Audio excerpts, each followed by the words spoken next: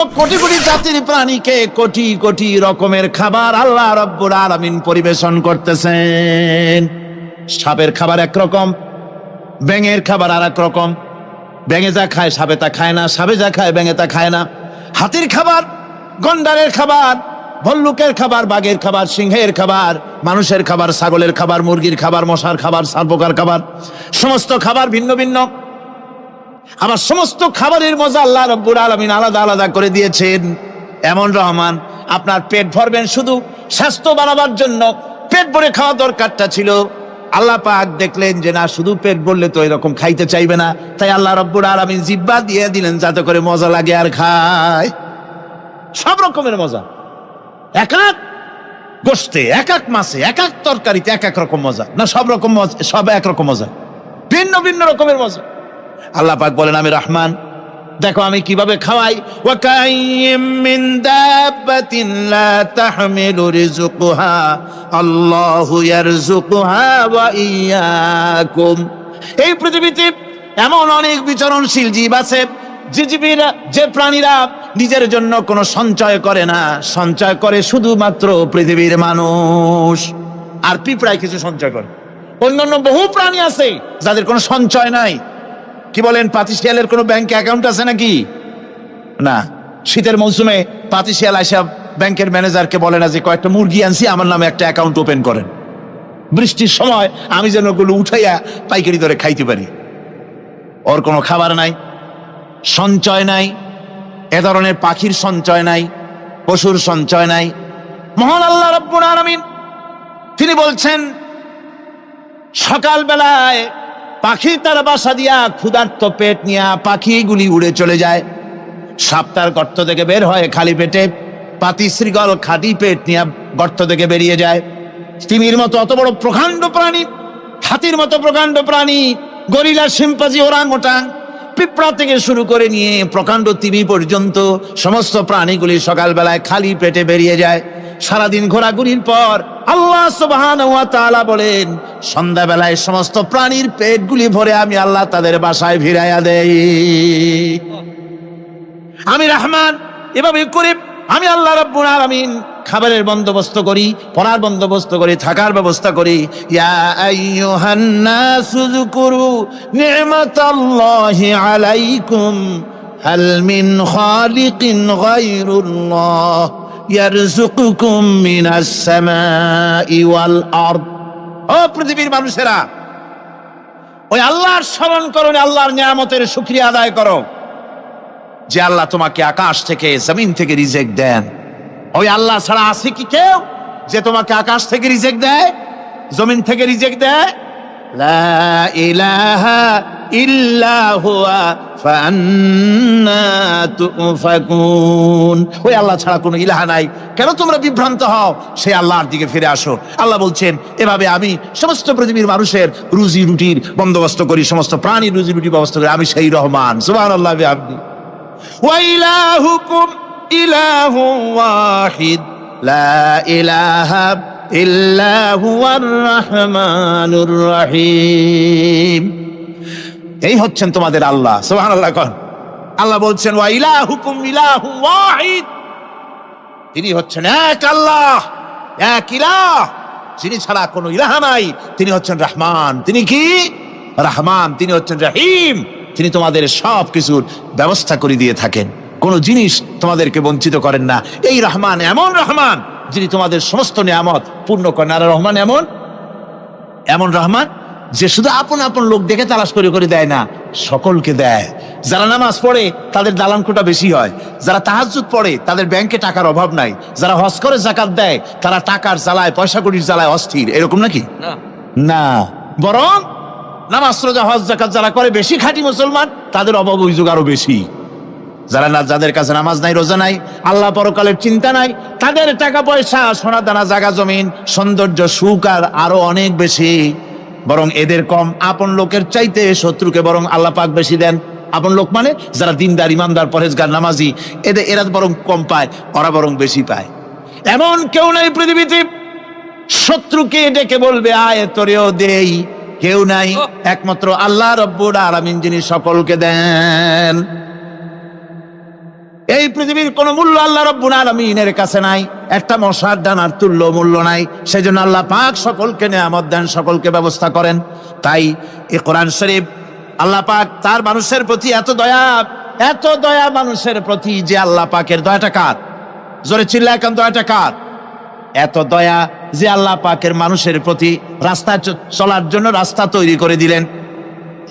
পাহাড়ের ভিতরে মানুষ যেন হারায় না যায়, পাহাড়ের ভিতরে গিরিপথ বানালেন যিনি, মরুভূমির ভিতরে হারায় না যায় নিশানা বানালেন যিনি, সমুদ্রের ভিতরে রাতের আধারে যেন গভীর সমুদ্রে হারায় না যায় সেজন্য মহাশূন্যের ভিতরে তারকা প্রদীপ জ্বালায়া পথের নির্দেশনা দিয়ে দিলেন যিনি, এত ব্যবস্থাপনা যিনি করলেন, সে আল্লাহ রাব্বুল আলামিন মানুষের জন্য এই পৃথিবীতে ব্যক্তি, পরিবার, সমাজ ও রাষ্ট্রে, আন্তর্জাতিক জীবনে, স্বরাষ্ট্রনীতি, পররাষ্ট্রনীতি, শিক্ষানীতি, যুদ্ধনীতি, বন্দিনীতি, তার জীবনের সমস্ত নীতিমালার ব্যাপারে আল্লাহ রাব্বুল আলামিন বুঝি কোনো দিকদর্শন দেন নাই।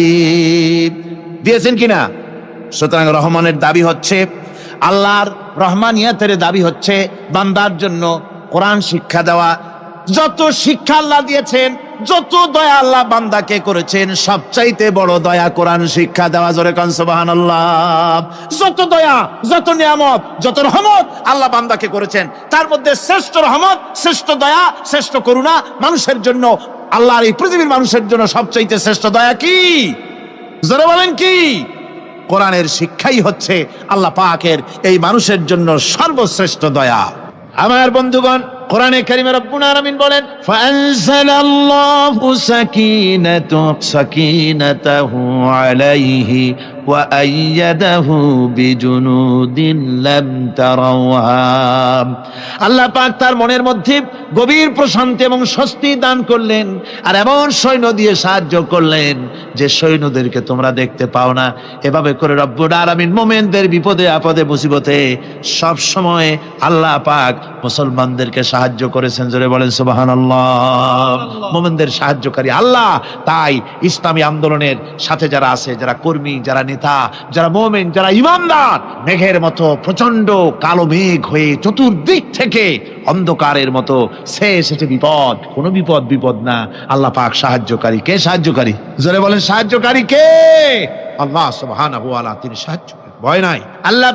আল্লাহ পাকের উপর ঈমান আনলে পরে কলিজার ভিতরে দুর্জয় সাহসের সৃষ্টি হয়ে যায়, কোনো ভয় অন্তঃকরণে তার থাকে না। আল্লাহ পাক সাহায্য করেন। আর আল্লাহর উপরে ঈমান আনলে পরে রব্বুল আলামিন বলেছেন, ইয়া আইয়ুহাল্লাযীনা আমানু হাল আদুল্লুকুম আলা তিজারাতিন তুনজিকুম মিন আযাবিন আলীম। এমন একটা ব্যবসার কথা কি বলবো না যে ব্যবসায় তোমাদেরকে জাহান্নামের আযাব থেকে বাঁচায় দেবে। তার প্রথম কাজই হলো আল্লাহর প্রতি ঈমান আনা। ঈমান আনলে পরে এই সমস্ত গুণ তৈরি হয়ে যায়। আর ঈমানে সবচাইতে উপকৃত হয় সমাজের লোকেরা, রাষ্ট্রের লোকেরা, পরিবারের লোকেরা, দেশের মানুষ উপকৃত হয় মুমিনদের দিয়ে ঈমানের কারণে। তার কারণ হলো একজন মুমিন, একজন ব্যক্তি যখন ঈমানদার হয়, মুমিন হয়ে যায়, আল্লাহর প্রতি যখন প্রগাঢ় বিশ্বাস তার এসে যায়, তখন সেই ব্যক্তি নৈতিকতার মান তার বেড়ে যায়। জোরে বলেন সুবহানাল্লাহ। নৈতিক চরিত্রের উপরে সে প্রতিষ্ঠিত হয়, সে মিথ্যা বলতে সাহস পায় না। মুমিন ব্যক্তি মিথ্যা বলতে সাহস পায় না। কেন পায় না? মিথ্যা বলতে সাহস পায় না, ঠকাতে সাহস পায় না, ওজনে কম দিতে সাহস পায় না, শয়তানি বদমাশি করতে সাহস পায় না। তার কারণ হলো আল্লাহ পাক বলে দিয়েছেন, মুমিন কোরআনের ভিতরে পড়েছে, ইয ইয়াতালাক্কাল মুতালাক্কিয়ানি আনিল ইয়ামিনি ওয়া আনিশ শিমালি কাঈদ। দুজন নিয়ন্ত্রণকারী ফেরেশতা তোমার ডানে এবং বামে বসে বসে তোমাকে নিয়ন্ত্রণ করছে।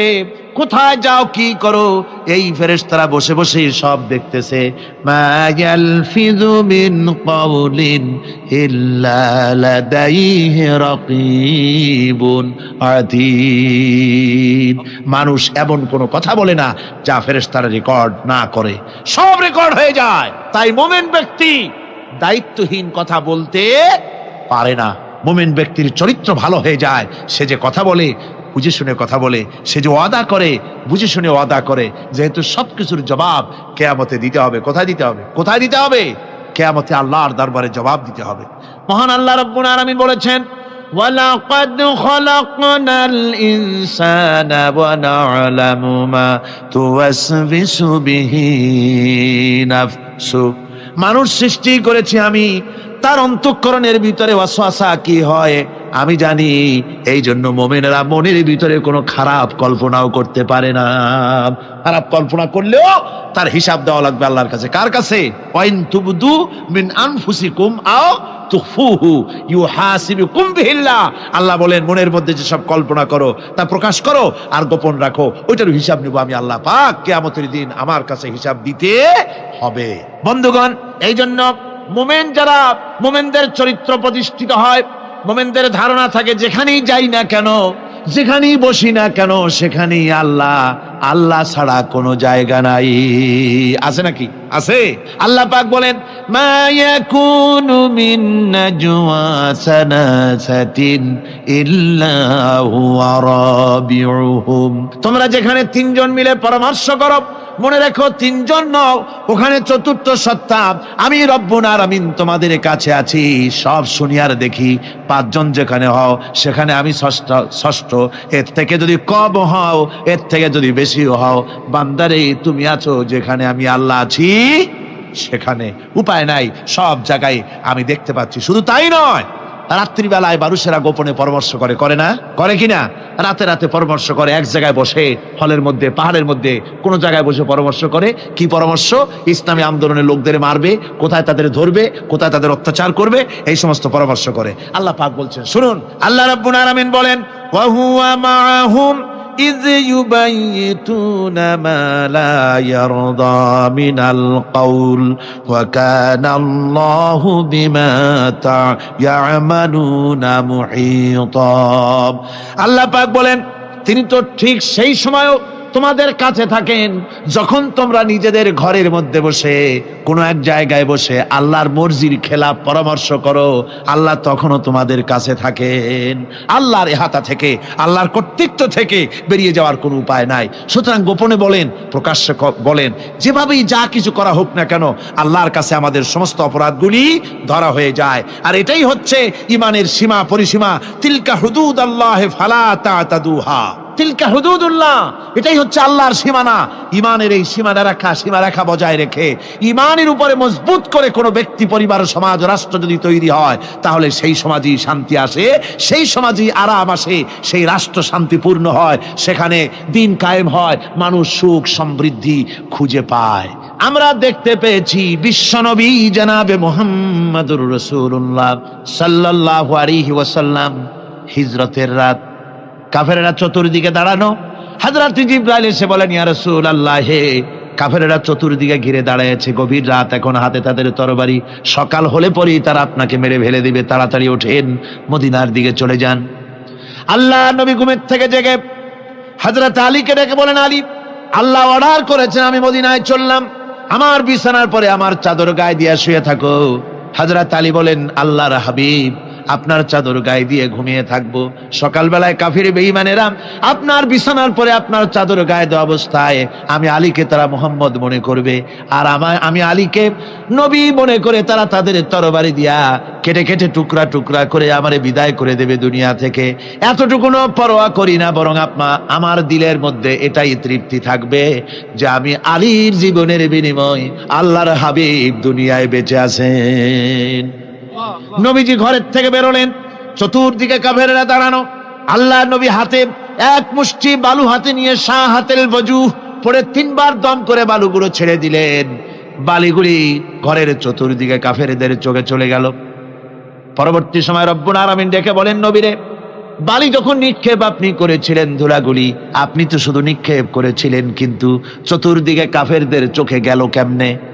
একদিকে মেরেছিলেন, সেই দিকেই তো যাওয়ার কথা ছিল, চতুর্দিকের কাফেরের চোখে চোখে সেগুলো পৌঁছে গেল কেমনে? ওয়া মা রামাইতা ইদ রামাইতা ওয়ালাকিন্নাল্লাহ রামা। আপনি নিক্ষেপ করেন নাই, যখন আপনি নিক্ষেপ করেছিলেন আপনি তো শুধু বালুকণা ছেড়েছেন, আর ওই বালুকণাগুলি ঘরের চতুর্দিকে সব কাফেরদের চোখে পৌঁছবার দায়িত্ব আমার কুদরত গ্রহণ করেছিল। আমার ভাইয়েরা, নবীজি বিপদে এতগুলি শত্রু তরবারি নিয়ে তিনি বিপদে ধৈর্যহারা হন নাই, আস্তে করে ঘরের থেকে বেরিয়ে হযরত আবু বকরের বাড়িতে গিয়ে হাজির। দরজায় গিয়ে আওয়াজ দিলেন আবু বকর, অমনি দরজা খুলে গেল। লাব্বাইক ওয়া সাদাইক। হুজুর বলেন আবু বকর রে, একটা ডাকে কেমনে সাড়া দিলে? তুমি কি ঘুমাইছিলে না? হযরত আবু বকর বলেন হুজুর, আপনি বলেছেন আমাকে নিয়ে হিজরত করবেন, আমি মনে মনে চিন্তা করেছি না জানি কত রাত্রে নবীজি আসেন, উঠতে যদি আমার দেরি হয়ে যায়, নবীজি যদি দরজার কাছে দাঁড়ায় দাঁড়ায় আমারে ডাকাডাকি করে আর আমি যদি ঘুমায় থাকি, তাহলে আল্লাহর নবীর সঙ্গে বেয়াদবি হয়ে যাবে। এই মনে করে বিছানায় না ঘুমাইয়া আপনার গলার আওয়াজ শোনার জন্য এই দরজার সঙ্গে পিঠ লাগাইয়া লাগাইয়া দাঁড়াইয়া ঘুমাচ্ছিলাম। আল্লাহর নবী হযরত আবু বকরকে সঙ্গে করে নিয়ে চললেন মদিনার দিকে। উল্টা পথে রওনা করলেন। বারবার কাবা শরীফের দিকে তাকাতে লাগলেন। বুখারী শরীফে এসেছে, নবীজি বারবার কাবার দিকে তাকিয়ে বলতেছেন, রে কাবা, বড় আশা ছিল তোর কাছে থাকবো, তোর খেদমত করব, কিন্তু তোর নিষ্ঠুর সন্তানেরা তোর কাছে আমারে থাকতে দিল না রে। আল্লাহ নবী মিসফালা দিয়ে জাবালে কেদোয়ার উপর দিয়ে চলে গেলেন জাবালে সুরে। গুহার কাছে যখন গিয়েছেন, ফজর রক্ত হয়ে গেল। হযরত আবু বকর রাদিয়াল্লাহু তাআলা আনহু বলছেন, হুজুর আর উপায় নাই, দিন হয়ে গেল, এখন বুঝি ধরা পড়ে যাব, ওই গুহার মধ্যে গিয়ে আশ্রয় নেই। তবে আপনি দাঁড়ান, গুহার ভিতরেই পাহাড়িয়া গুহা, বিচ্ছু থাকতে পারে, সাপ থাকতে পারে, আমি আগে ঢুকি, যদি কোনো হিংস্র প্রাণী থাকে আমার উপর দিয়া আঘাত হয়ে যাক, আল্লাহর নবী হেফাজতে থাকুক। হযরত আবু বকর রাদিয়াল্লাহু তাআলা আনহু গুহার ভিতরে নামলেন। নেমে গুহা সাফ করে হুজুরকে ডাকলেন। হুজুর তাশরীফ ফরমালেন গুহার মধ্যে। হুজুর বলেন, আবু বকর, হেঁটে হেঁটে কষ্ট হয়ে গেছে, তুমি বসো, তোমার উরুর উপরে মাথা রেখে আমি একটু ঘুমায়ে যাই। আল্লাহর হাবিব ঘুমায় গেলেন। হযরত আবু বকর লক্ষ্য করে দেখেন চতুর্দিকে অনেকগুলি গর্ত দেখা যায়। এই গর্ত থেকে সাপ আসতে পারে, বিচ্ছু আসতে পারে মনে করে নিজের গায়ের চাদর ছিঁড়ে ছিঁড়ে গর্তগুলি বন্ধ করা শুরু করে দিলেন। কয়েকটা গর্ত বন্ধ করার মতো চাদর আর নাই, পাও দিয়ে চেপে ধরলেন। এক পাহাড়িয়া বিষধর সাপ বেরোবার জন্য চেষ্টা করে বেরোবার পথ খুঁজে না পেয়ে হযরত আবু বকরের পায়ের উপরে দংশন করেছে। বিষের যন্ত্রণায় হযরত আবু বকরের চোখ থেকে পানি দরদর করে পড়ছে। রাসূলুল্লাহর ঘুম ভেঙে গেল। আল্লাহর নবী তাকে বলেন, আবু বকর, চোখে পানি কেন? বাড়ির কথা বুঝি মনে পড়ে গেছে? হযরত আবু বকর বলেন, ইয়া রাসূলুল্লাহ, আল্লাহর নামে কসম করে বলি, যেই দিন আমি ঈমান এনেছি ওই দিন থেকে আমার মা বাপ, আমার কোলে আমার সন্তান, আমার স্ত্রী, আমার জায়গা জমি ঘর বাড়ি, এমনকি আমার নিজের আত্মার চাইতে হুজুর আপনারে ভালোবাসি বেশি। তাহলে কাঁদো কেন? হযরত আবু বকর বলেন, হুজুর বাড়ির জন্য কাঁদি না, ছেলেপেলের জন্য কাঁদি না, সাপে দংশন করেছে, যন্ত্রণায় কাঁদতেছি। আল্লাহ নবী সঙ্গে সঙ্গে মুখ থেকে থুতু বার করে যন্ত্রণার জায়গায় লাগাই দিলেন। সঙ্গে সঙ্গে যন্ত্রণা বন্ধ হয়ে গেল। হুজুর বললেন, আবু বকর, প্রথম যখন তোমার এই আঘাত করেছিল সাপে, আমাকে কেন তাড়াতাড়ি বলো নাই? এতক্ষণ তো তোমার কষ্ট হতো না। হযরত আবু বকর বলেন, ইয়া রাসূলুল্লাহ, ওটা তো সাপে কাটার যন্ত্রণা, ওই যন্ত্রণায় আমার রক্ত জ্বলতেছে, যন্ত্রণায় যন্ত্রণায় আমার কলেজাটা যদি ফেটেও যেত। আল্লাহর হাবিব আরাম ফরমাচ্ছিলেন, আমি তাকে আরামে বিঘ্ন ঘটাতে পারতাম না। আমার ভাইয়েরা, হযরতে আবু বকর, হযরতে রাসূল দুজন বসে আছেন। এমনি সময় কাফের বেঈমানেরা খুঁজতে খুঁজতে জায়গা মতো এসে গেছে। একজনে বলে ভিতরে আছে, আর একজনে বলে নাই। পায়ের যদি থাকবে তাহলে মাকড়সায় জাল বুনালো কি করে? পাখি ডিম পেড়ে বসে আছে কি করে? তাদের সন্দেহ হতে লাগলো। এর মধ্যে না একজন বলে আছে আর একজন বলে নাই। হযরত আবু বকর ভয়ের চোটে কেঁদে ফেলেছেন, হুজুর আর উপায় নাই। এই যে অবস্থা, এই অবস্থার ভিতরে, এই অবস্থার ভেতরেও আল্লাহ নবী এতটুকু ঘাবড়ে যান নাই। শত্রুরা তরবারি নিয়ে এসেছে, সুযোগ পেলেই একটু তাকালেই দেখতে পাবে, তুলে মেরে ফেলে দেবে। আল্লাহর হাবিব মোটেই ধৈর্য হারালেন না, এতটুকুন হতাশ হলেন না। আল্লাহ পাকের হাবিব তার সাথীকে কি বললেন? তখন কোরআনে কারীম সূরা তাওবার মধ্যে আল্লাহ তা উদ্ধৃত করেছেন মুমিনদের জন্য, ইযহুমা ফিল গার إذ يقول لصاحبه لا تحزن إن الله معنا। ও আমার সাথী, ও বন্ধু, ভয় করো না, চিন্তা করো না, আমরা মাইনরিটি নই, আমরাই মেজরিটি। তার কারণ আল্লাহ আমাদের সাথে আছেন। সুবহানাল্লাহ, আল্লাহ আমাদের সাথে আছে। মুসা আলাইহিস সালাম ভয় পেয়ে গেলেন। আল্লাহ রাব্বুল আলামিন বলেন, ভয় পাওয়ার কোনো কারণ নাই, তোমার প্রশ্নের জবাব আমি এভাবেই দিলাম। এক গ্লাস পানি নিয়ে কয়েক মিনিট দাঁড়াইতে পারো নাই, ঘুমের সঙ্গে সঙ্গেই গ্লাস পড়ে ভেঙে গেল। তামাম আকাশ আর জমিন, গোটা সৃষ্টি জগৎ তোমার আল্লাহ পাকের হাতের মুঠার মধ্যে রয়েছে। আল্লাহ যদি ঘুমায় যায় সব শেষ হয়ে যাবে। তামাম সৃষ্টি জগতের ট্রাফিক কন্ট্রোল আল্লাহ কর্তৃক হয়, আর মানুষের যা হয় আল্লাহ পাক তার থেকে সম্পূর্ণ মুক্ত। আল্লাহ পাকের ঘুম নাই, তন্দ্রাও নাই। লা তাখুযুহু সিনাতু ওয়ালা নাওম, ঘুমও নাই, তন্দ্রাও নাই। আল্লাহ পাক সমস্ত রকমের মানবীয় কোয়ালিটি থেকে, গুণ থেকে মুক্ত, মুবাররা, পবিত্র। হযরত ইমাম আবু হানিফা রাহমাতুল্লাহ আলাইহির সাথে এক নাস্তিকের বহস হবে। স্থান এবং তারিখ নির্ধারণ করা হলো। ইমাম সাহেব দেরি করে আসলেন। নাস্তিক বলছে, আমি আপনার সঙ্গে কোনো বিতর্কে যেতে চাই না, কারণ আপনি ওয়াদা রক্ষা করতে পারেন নাই, নির্ধারিত সময়ের অন্তত 3 ঘন্টা পরে এসেছেন। তিনি বললেন, আমি কেন দেরি করলাম সেটা তো তুমি জিজ্ঞেস করবে। আচ্ছা বলেন কেন দেরি করেছেন? তিনি বললেন, দেখো, এই জায়গায় আসার পথে একটা নদী বেঁধেছিল, কি করে আমার কাছে পারাপারের কোনো বন্দোবস্ত ছিল না। এক পর্যায়ে হতাশ হয়ে গেলাম, আমার বোধহয় যাওয়াই হবে না। শেষ পর্যন্ত আমি দেখতে পেলাম হঠাৎ করে আমার পাশে একটা ফলের বীজ পড়লো, তা দিয়ে একটা গাছ অঙ্কুরিত হলো। দেখছি না তার গাছটা একটা মহুর হয়ে পরিণত হয়ে গেল। কই থেকে একটা করাতে সে গাছটা কেটে ফেলে দিল। ফটাফট কতগুলি তক্তা বেরিয়ে আসলো, কোথার থেকে একটা হাতুড়ি আর কতগুলি লোহা এসে ঠাস ঠাস করে বাড়ি লেগে একটা কিস্তি তৈরি হয়ে গেল। কিস্তিটা ধাবায় পড়লো নদীতে, আমি লাফ দিয়ে উঠলাম, তাই তা দেরি হল। নাস্তিক বলছে, আপনার সাথে আমি জানছিলাম যে আপনি অত্যন্ত বুদ্ধিমান মানুষ, কিন্তু যে ঘটনা শুনাইলেন আপনার স্ক্রু একটাও টাইট আছে বলে মনে হয় না, আপনার সাথে আর কোনো বহস নয়। তিনি বললেন, কেন?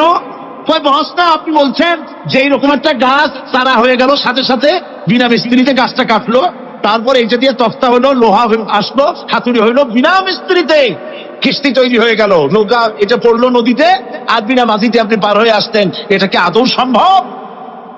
ইমাম আবু হানিফা রাহমাতুল্লাহ আলাইহি বলছেন, তোমার সাথে আমি কোনো কিতাব দিয়ে ঝগড়া করব না, কোনো কিতাব দিয়ে আমি তোমার সাথে বহস করব না। এই একটি দৃষ্টান্ত তোমার জন্য যথেষ্ট।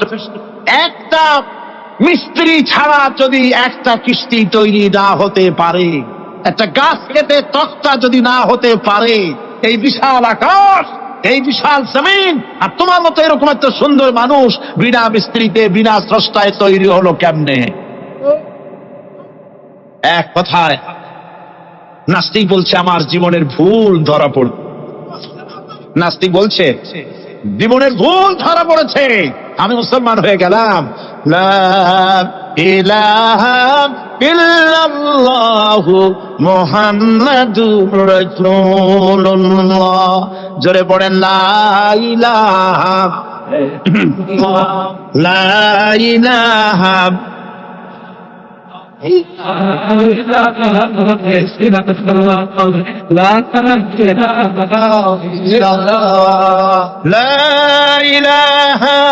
ইল্লাল্লাহু মুহাম্মাদুর রাসূলুল্লাহ।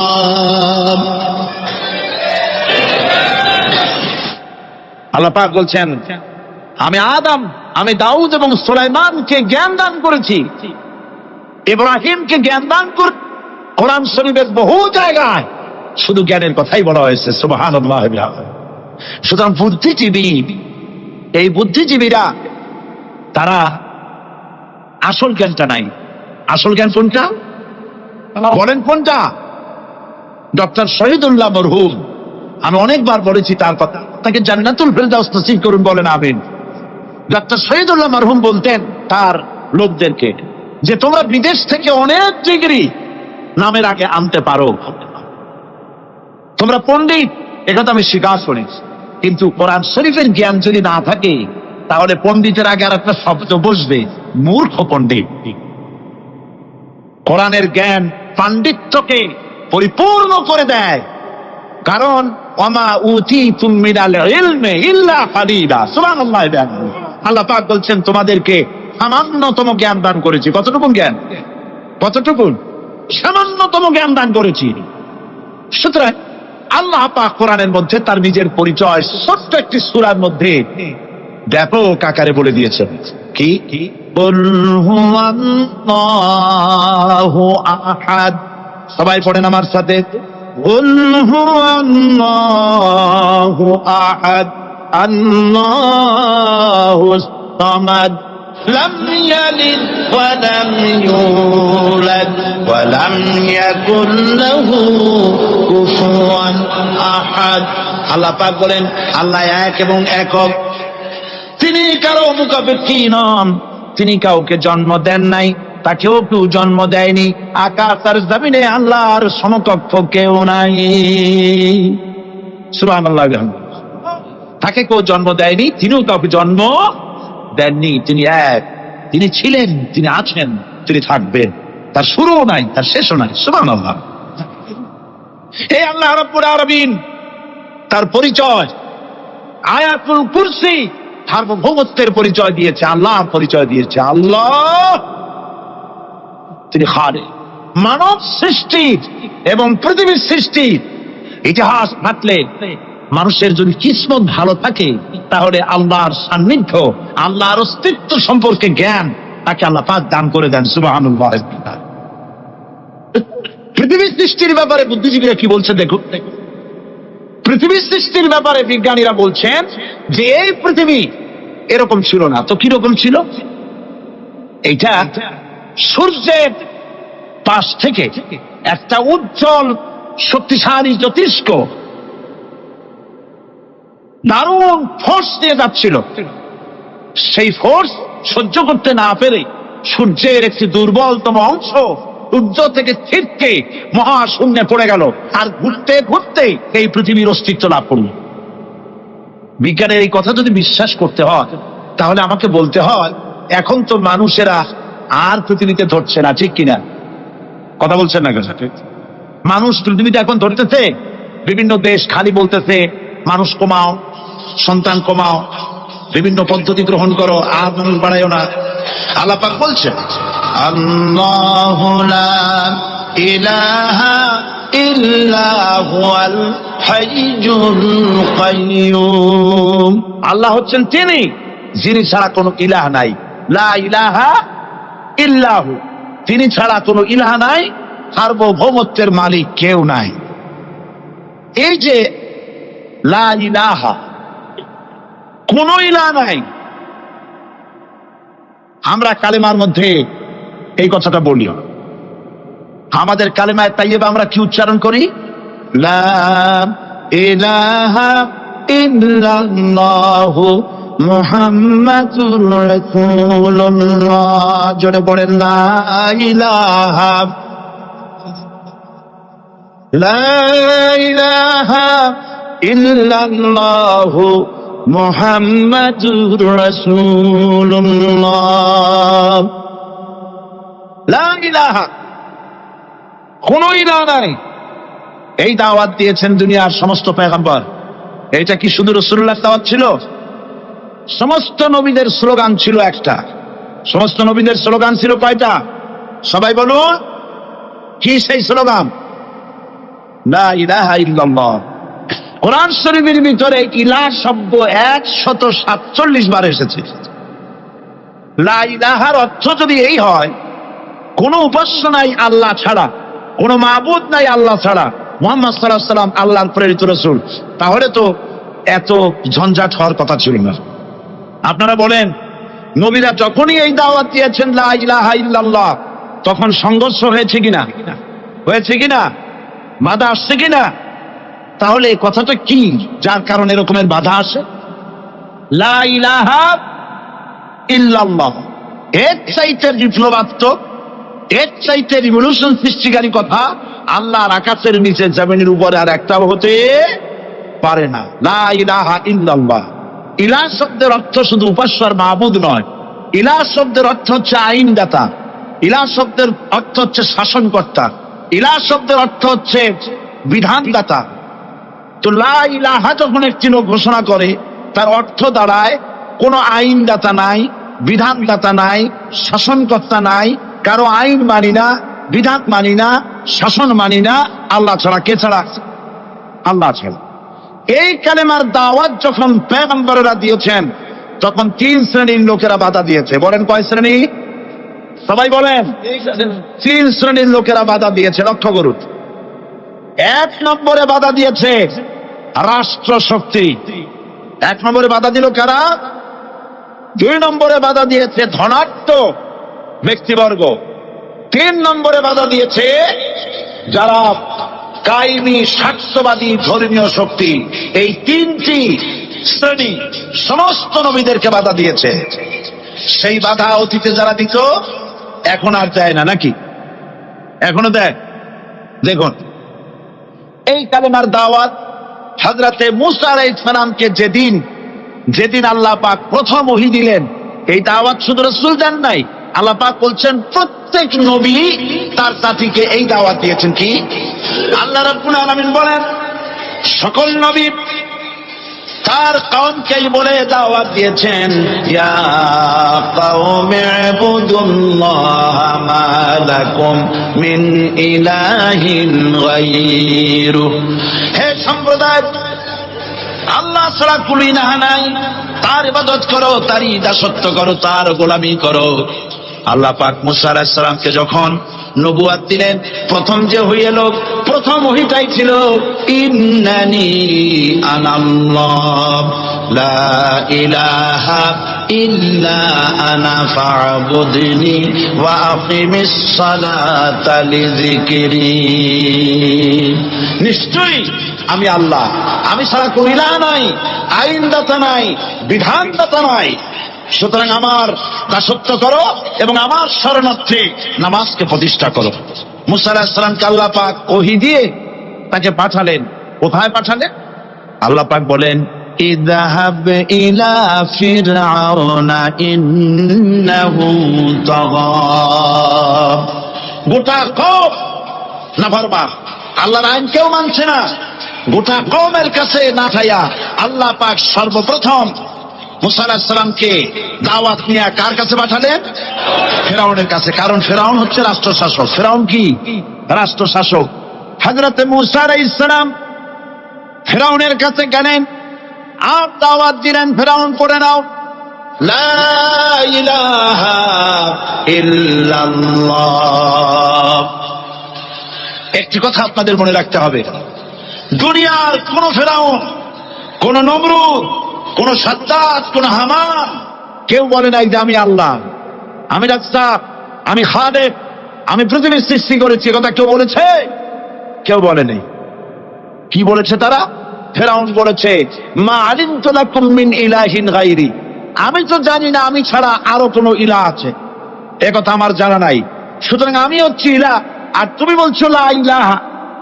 তার মানে হচ্ছে ওই সময় পয়গম্বরেরা, আল্লাহর নবীর সাহাবীরা তারা জানতেন যে আমরা কিসের দাওয়াত দেই, আর যারা শুনতো তারাও বুঝতো কিসের দাওয়াত শুনতেছি। আজ আমার দেশে একই কালেমার দাওয়াত দেওয়া হয়, কিন্তু মানুষেরা বুঝতে পারে না কি শুনতেছি। ভাষা জানার ব্যাপারে, বোঝার ব্যাপারে হলো আসল বিষয়। এটা বুঝাতে গিয়ে আমি মাঝে মধ্যে একটা দৃষ্টান্ত দেই এভাবে। একজনের একটা রেশনের দোকান ছিল, সেই দোকানে তার একটা ময়না পাখি ছিল। আর ময়না পাখিকে কথা শেখানো যায় সেটা তো আপনারা জানেন। জি, ময়নাকে শিখাইছে যে লাইন করুন, এক এক করে আসুন। ময়না এই কথা শিখেছে। সকালবেলায় যখন রেশনের দোকানে ভিড় পড়ে গেছে, তখন ওই পাখি খাঁচার মধ্যে বসে বলছে লাইন করুন, এক এক করে আসুন। একদিন খাঁচার দরজা খোলা পেয়ে পাখি উড়ে গিয়ে গাছের ডালে বসেছে। আশেপাশে যত পাখি ছিল তারা চিন্তা করলো এইরকম পাখি তো কখনো দেখি নাই। ময়না তো দেখতে কাকের মতো না, শালিকের মতো না, দেখতে একটা ভিন্ন রকম।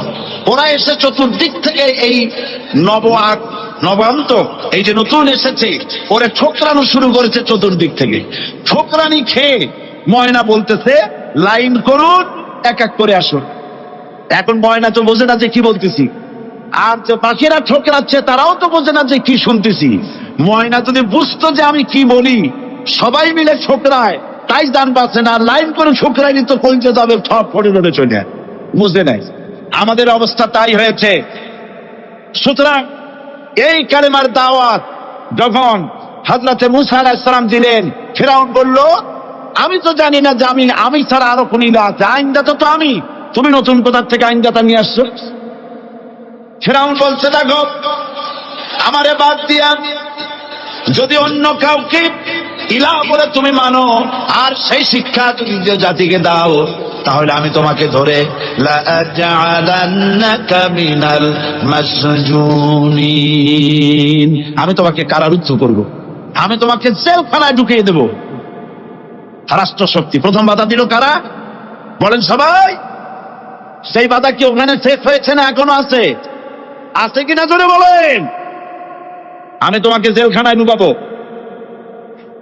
হযরত মুসা আলাইহিস সালাম বলেন, ফিরআউন, জেলের ভয় আমি করি না, আমার কি জেলের ভয় দেখায় লাভ নাই, আমি আল্লাহ পাকের পয়গম্বর হযরত মুসা আলাইহিস সালাম। ফিরআউনের দরবার আছে, লোক লস্কর আছে, তার অস্ত্রের অভাব নাই। আল্লাহ রাব্বুল আলামিন মুসা আলাইহিস সালামের কাছে একটা অস্ত্র দিয়া দিলেন, দিছিলেন কিনা? দিছিলেন কিনা?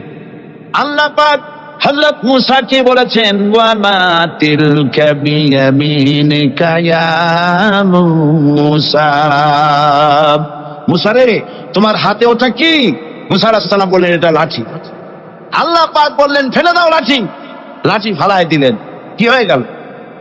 ইয়া আইয়াতুন তাসআ, লাঠি হয়ে গেল। এখন লাঠি পড়ে সাপ হয়ে গেল। সাপ দেখে নবী হোক, ওলি হোক, সাবি হোক আর আলেম হোক, সাপ দেখলে ভয় করে না মানুষের? মুসা আলাইহিস সালাম ভয় পেয়েছে। আল্লাহ রাব্বুল আলামিন হযরত মুসাকে শোনায় দিলেন, খুযহা ওয়া লা তাখাফ সানুঈদুহা সিরাতাহাল উলা, চলো, লা তাখাফ, ভয় পেও না। আল্লাহ বলছেন ধরো, ভয় পেও না। ধরার সঙ্গে সঙ্গে স্বাভাবিক অবস্থায় ফিরে আসবে, আবার লাঠি হয়ে যাবে। এখন আল্লাহ বলছেন ধরো। মুসা আলাইহিস সালাম কি ভয় পাওয়া উচিত হবে? উচিত হবে? মুসা আলাইহিস সালাম কি ভয় পাইছিলেন? কারণ হচ্ছে এই দুশমনের শক্তিটা খুব বড়ই দেখা যায়, মনে হয় যেন অনেক বড় কি জানি কি। আল্লাহ পাক বলছেন, ইন্না কাইদা শায়তানে কানা দাঈফা, শয়তানের চক্রান্ত যতই তুমি মনে করো অনেক ষড়যন্ত্রের জাল বিস্তার হয়ে আছে, আল্লাহ কয় কিছুই না, যাই অত্যন্ত দুর্বল। আল্লাহ পাক বললেন ধরো। মুসা আলাইহিস সালাম সাপ ধরলেন, সঙ্গে সঙ্গে লাঠি হয়ে গেল। ফিরআউন বরদাস্ত করলো না, রাষ্ট্রশক্তির পক্ষ থেকে আক্রমণ শুরু হলো। অপরাধ কি? মুসা আলাইহিস সালামের অপরাধ কি? কি অপরাধ? মাশাআল্লাহ, বুঝতে পেরেছেন। অপরাধ হচ্ছে তিনি বলেছেন লা ইলাহা, ধরে বলেন লা ইলাহা ইল্লাল্লাহ। এই কালেমাকে আজ আমরা ভিক্ষার গুলি বানাইছি। এটা হলো সার্বভৌমত্বের গুলি, এটা হচ্ছে আল্লাহ পাকের সার্বভৌমত্বের কথা। আজ আমরা মানুষের কাছে আমরা শুনি, মানুষেরা ভিক্ষা চায়, লা ইলাহা ইল্লাল্লাহ, এক মুঠ চাউল দেন, লা ইলাহা ইল্লাল্লাহ 10 খান পাই দেন। এই হচ্ছে কালেমার জিকির। আবার কেউ তো জিকির করতেছে লা ইলাহা আস্তে, ইল্লাল্লাহ জোরে, এমন জোরে কলব সাফ করে, কলব তাতে থাকলেও পারে গেলেও পারে। এই কালেমার এর আঘাত পয়গম্বররা মেরেছেন। হযরতে মুসা আলাইহিস সালাম যখন বলেছেন লা ইলাহা ইল্লাল্লাহ, এই ধাক্কা ফিরআউন বরদাস্ত করতে পারে নাই। দরিয়ায় নীলের ভিতরে আল্লাহ পাক ডুবাই শেষ করে দিয়েছেন, দেন নাই? হযরতে মুসা আলাইহিস সালাম তার উম্মতেরা দরিয়ার পাশে বসে দিনী কথাবার্তা বলতেছেন। এমন সময় ফিরআউন, তার শত্রু হচ্ছে মুসা আলাইহিস সালাম। শত্রু কেন? মুসা কি ফিরআউনের পাকা ধানে মই দিয়েছে নাকি? বলেন আপনারা। তার হালের গরু পিটায় মারছে নাকি? অপরাধ হলো যিনি আল্লাহর জমিনে আল্লাহর আইন প্রতিষ্ঠার কথা বলেছেন, এই শুধুমাত্র এই অপরাধে ফিরআউন তার দলবল নিয়ে 3 দিক থেকে আক্রমণ করেছে। মুসা আলাইহিস সালামের উম্মতেরা ভয় পেয়ে গেছেন। তারা বলছেন, ইন্না লামুদরাকুন, আমরা পাকড়াও হয়ে গেছি। 3 দিকে সারাশি আক্রমণ, 3 দিকে শত্রু, একদিকে দরিয়া, পালাবার রাস্তা আছে? হযরত মুসা আলাইহিস সালাম ভয় পেয়ে গেলেন, সারেন্ডার করলেন না। হযরত মুসা আলাইহিস সালাম বললেন, কাল্লা, কখনো নয়, ভয় পাওয়ার কোনো কারণ নাই। রব্বি সায়াহদিন, অবশ্যই আমার রব আমার জন্য রাস্তা করে দিবেন। ভয় পাইও না, আমার রব রাস্তা করে দিবেন। আল্লাহ রাব্বুল আলামিন হযরত মুসা আলাইহিস সালামকে অর্ডার করলেন, হাতের লাঠি দিয়া দরিয়ার উপরে আঘাত করো। হযরত মুসা আলাইহিস সালাম দরিয়ার উপর আঘাত করলেন। রাস্তা ছিল দরকার একটা, এক বাড়িতে আল্লাহর হুকুমে লাঠি দিয়ে একটি আঘাত করার সঙ্গে সঙ্গে হযরত মুসার তার সঙ্গীর সাথে দরিয়া পার হওয়ার জন্য দরিয়ার মধ্য দিয়ে আল্লাহ 12টা রাস্তা পয়দা করে দিলেন। সে আল্লাহ আছে না নাই? এত আসতে বলুন কেন? ভয় পাওয়ার কারণ আছে? রাষ্ট্র শক্তি বাধা দিয়েছে সমস্ত নবীদেরকে। কেন? নবীদের চরিত্র খারাপ? জোরে বলেন, নবীদের চরিত্র খারাপ? নবীদের চাইতে মাসুম বেগুনাহ উন্নত চরিত্রের মানুষ আল্লাহ আকাশের নিচের জমিনের উপরে আর হয় না।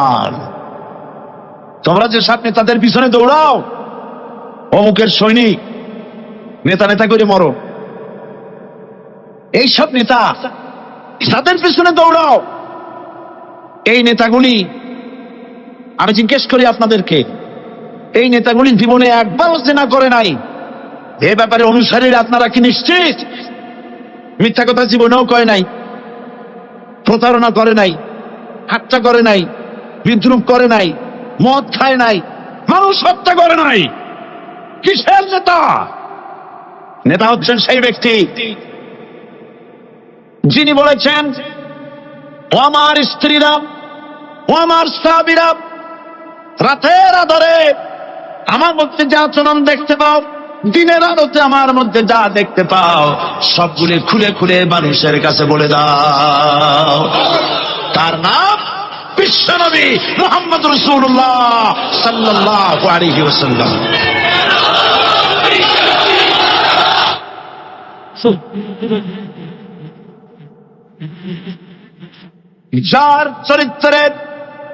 যার চরিত্রের সার্টিফিকেট আল্লাহ রাব্বুল আলামিন নিজে দিচ্ছেন, ওয়া ইন্নাকা লাআলা খুলুকিন আযীম। নবী হে, উন্নত চরিত্রের উপরে আপনি প্রতিষ্ঠিত। সুবহানাল্লাহ। কে সার্টিফিকেট দিচ্ছেন? আযীম, আযীম। আরবিতে চওড়াকে বলা হয় আরিজ, গভীরতাকে বলা হয় আমিক। কত প্রশস্ত, যা মাপার কোনো ফিতা নাই, কত গভীর, যা মাপার কোনো যন্ত্র নাই, এইটাকে আরবিতে বলা হয় আযীম। সুবহানাল্লাহ বলতে ইচ্ছে করে না? ও নবী, তোমার চরিত্র এমন যা মাপার মতো যন্ত্র পৃথিবীতে নাই। লা ইলাহা ইল্লাল্লাহ, পড়েন সবাই, লা ইলাহা ইল্লাল্লাহ। আপনিও যদি নবীদের মতো, সাহাবীদের মতো বুঝা এই কলেমার দাওয়াত দেন, বাধা আসবেই। বোঝাবুঝির ব্যাপার, বুঝতেই ছাড়লো। কত মাহফিল হয় বাংলাদেশে, হয় না? কোনো বাধা নাই, ঠিক কিনা? কত পূজা হয়, পার্বণ হয়, গান হয়, থিয়েটার হয়, গুণগার বিবির গান হয়, কত কিছু হয়। কোনো বাধা আছে? তাফসীরের মাহফিলে বাধা। কারণ তারা বুঝতে পেরেছে এ তাফসীরের মাহফিলে গাজীর গীত হয় না, এ তাফসীরের মাহফিলে আল্লাহর সার্বভৌমত্ব কায়েমের আন্দোলন চলে।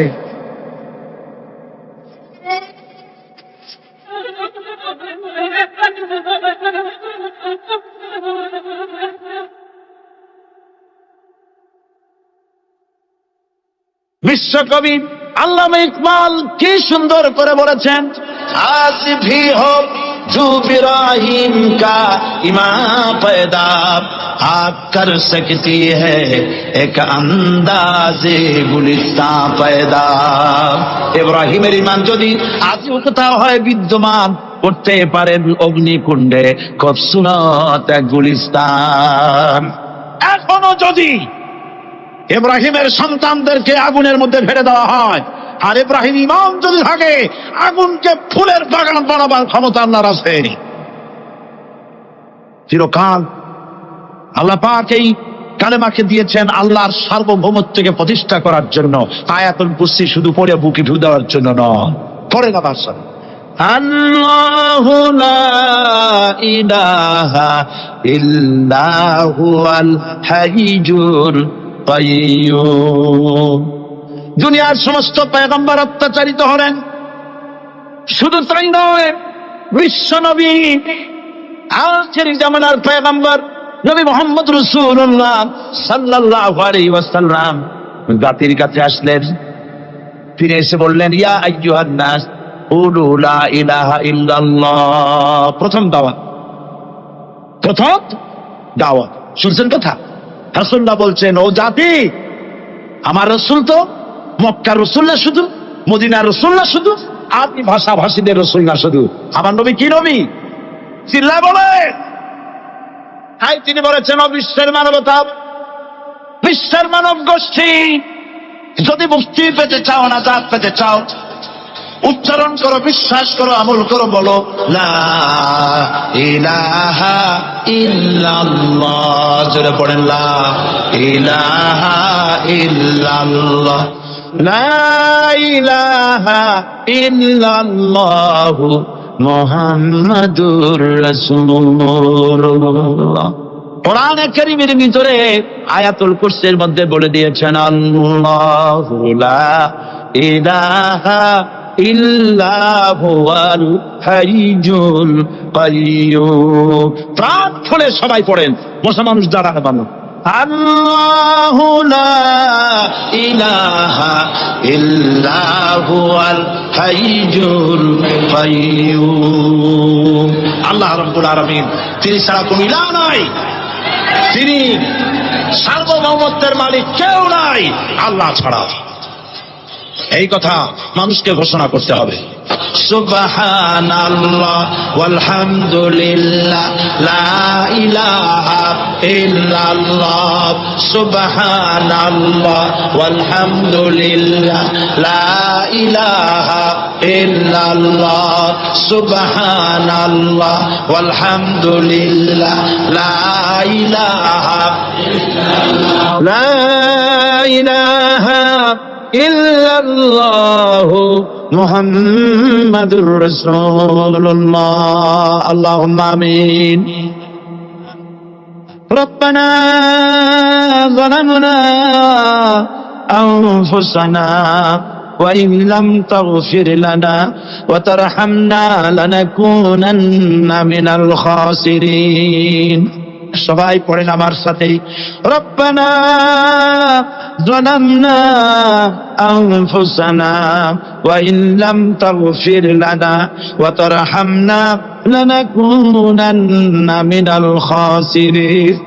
রব্বানা যালামনা আনফুসানা ওয়া ইন লাম তাগফির লানা ওয়া তারহামনা লানাকুনান্না মিনাল খাসিরিন।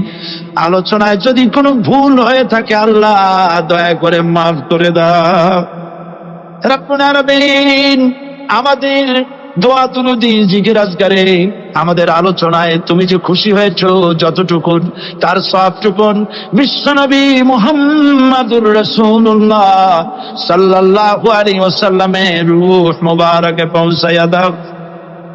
রব্বুল আলামিন, तमाम अंबियाए किराम, उलमाए मुतकद्दिमीन, उलमाए मुताखिरीन, सलफे सालिहीन, যারা দুনিয়া থেকে মুমিন মুমিনাত বিদায় হয়ে গেল, আল্লাহ কবরগুলিকে জান্নাতের টুকরায় পরিণত করে দাও। রব্বুল আলামিন, এই লক্ষ লক্ষ মুসলমান নরনারী ভিক্ষুকের মতো তোমার দরবারে হাত তুলেছি। আল্লাহ গো, আমাদের মধ্য থেকে আমাদের মা বাপ যাদের দুনিয়া থেকে বিদায় হয়ে গেছে, আল্লাহ আমাদের মা বাপের কবরে সওয়াব পৌঁছায়া দাও রব্বুল আলামিন। আত্মীয় স্বজন যদি বিদেশে থাকে, 2 মাস 6 মাস পর চিঠি দিয়া খোঁজ খবর পাওয়া যায়, প্রত্যেক দিন টেলিফোন করে খবর পাওয়া যায়, কিন্তু আমাদের মা বাপ যাদের মারা গেল, বছরের পর বছর, যুগের পর যুগ বিদায় হয়ে গেল, কোন হালতে আছে জানি না। আল্লাহ আমাদের মা বাপের কবরগুলি জান্নাতের টুকরায় পরিণত করে দাও রব্বুল আলামিন। আমাদের আব্বা কত মহব্বত করতেন, কত কষ্ট করেছেন। আল্লাহ তাআলা আমাদেরকে লেখাপড়া শেখাবার জন্য কত কষ্ট করেছেন, মানুষ বানাবার জন্য কত কষ্ট করেছেন।